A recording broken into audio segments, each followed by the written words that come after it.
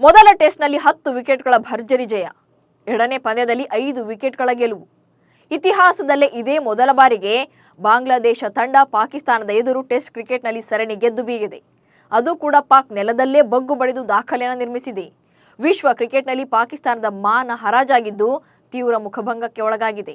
15 ದಿನಗಳ ಹಿಂದೆ ಬಾಂಗ್ಲಾದೇಶದಿಂದ ರಾವಲ್ಪಿಂಡಿಗೆ ಬಂದಿಳಿದಾಗ ಬಾಂಗ್ಲಾದೇಶ ಈ ಸರಣಿ ಗೆಲ್ಲುತ್ತೆ ಅಂತ ಯಾರೂ ಕೂಡ ಇಮ್ಯಾಜಿನ್ ಮಾಡಿರಲಿಲ್ಲ. ಆದರೆ ಮೊದಲ ಟೆಸ್ಟ್ನಲ್ಲಿ ಅಮೋಘ ಪ್ರದರ್ಶನ ನೀಡಿದ ಹುಲಿಗಳು 10 ವಿಕೆಟ್ಗಳಿಂದ ಗೆದ್ದು ದಾಖಲೆಯನ್ನು ನಿರ್ಮಿಸಿದರು.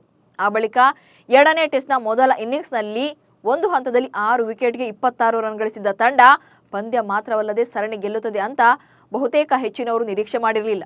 ಆದರೆ ಬಾಂಗ್ಲಾದೇಶ ಅದನ್ನು ಸಾಧಿಸಿ ತೋರಿಸಿದೆ.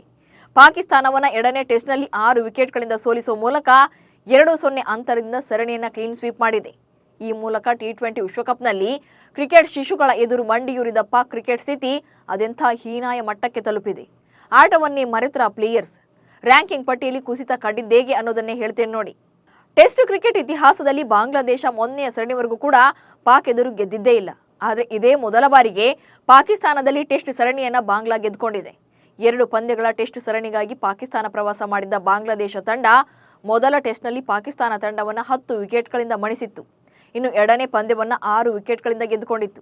2 ಪಂದ್ಯಗಳಲ್ಲಿ ಪಾಕಿಸ್ತಾನದ ಬ್ಯಾಟಿಂಗ್ ಮತ್ತು ಬೌಲಿಂಗ್ ತೀರಾ ಕಳಪೆಯಾಗಿತ್ತು.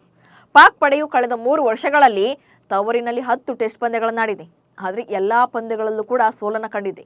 ಆದರೆ ಪಾಕಿಸ್ತಾನ ತಂಡ ತವರಿನಲ್ಲಿ ಟೆಸ್ಟ್ ಪಂದ್ಯ ಗೆದ್ದು ಬರೋಬ್ಬರಿ 1303 ದಿನಗಳೇ ಕಳೆದೋಗಿವೆ. ಈ ಸರಣಿ ಸೋಲಿನ ಕಾರಣದಿಂದಲೇ ಪಾಕ್ ಟೆಸ್ಟ್ ತಂಡದ ನಾಯಕತ್ವದಿಂದ ಬಾಬರ್ ಅಜಂ ಅವರನ್ನು ಕೆಳಗಿಳಿಸಲಾಗಿತ್ತು. ಇದೀಗ ಶಾನ್ ಮಸೂದ್ ಮುಂದಾಳತ್ವದಲ್ಲೂ ಕೂಡ ಬಾಂಗ್ಲಾದೇಶ ವಿರುದ್ಧ ಐತಿಹಾಸಿಕ ಸೋಲನ್ನು ಕಂಡಿದೆ. ಈ ಸೋಲಿನೊಂದಿಗೆ ಪಾಕಿಸ್ತಾನ ತಂಡ ಭಾರೀ ಮುಖಭಂಗಕ್ಕೆ ಒಳಗಾಗಿದ್ದು ತಂಡದ ಪ್ರದರ್ಶನದ ಬಗ್ಗೆ ಮಾಜಿ ಕ್ರಿಕೆಟಿಗರು ಕಿಡಿಕಾರ್ತಿದ್ದಾರೆ. ಇದರ ನಡುವೆ ಐಸಿಸಿ ನೂತನ ಟೆಸ್ಟ್ ರ್ಯಾಂಕಿಂಗ್ ಪ್ರಕಟ ಮಾಡಿದೆ. ಬಾಂಗ್ಲಾದೇಶ ವಿರುದ್ಧ ತವರಿನಲ್ಲಿ 2-0 ಅಂತರದ ಹೀನಾಯ ಸೋಲು ಅನುಭವಿಸಿರುವ ಕಾರಣಕ್ಕೆ 8ನೇ ಸ್ಥಾನಕ್ಕೆ ಪಾಕಿಸ್ತಾನ ಕುಸಿದಿದೆ.